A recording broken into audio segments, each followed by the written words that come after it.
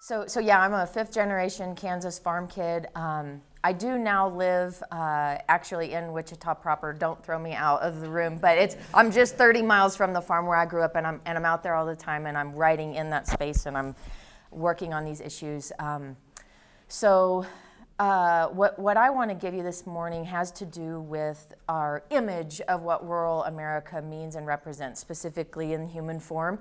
So as a member of the media, I often find myself also serving as a media critic of my own colleagues, most of whom do not have the rural experiences that you in this room do, and thus they are full of dangerous blind spots and given to portraying us in ways that are misleading to the rest of the population and perhaps misguide policymakers even. So I'm going to focus on identity.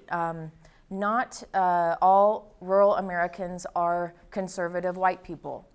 Let me start with the race point. So in Kansas, at the last census, most of our rural counties we're seeing a loss of population, as has been the trend since about the turn of the last century. Not a new trend, though it has come to a sort of crisis head in recent times.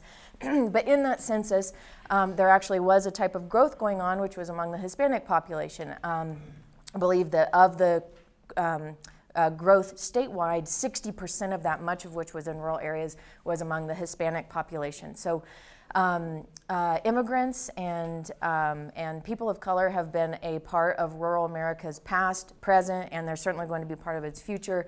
In Kansas and many states across the country, immigrants are a vibrant part of a renewal that's going on, often with tensions that occur and sometimes dangerous streaks of racism within the communities that were already there. But it's not always a bad, horrific story. Those headlines make it to the news, but I also know of small town communities that are working together and moving forward in a diverse way.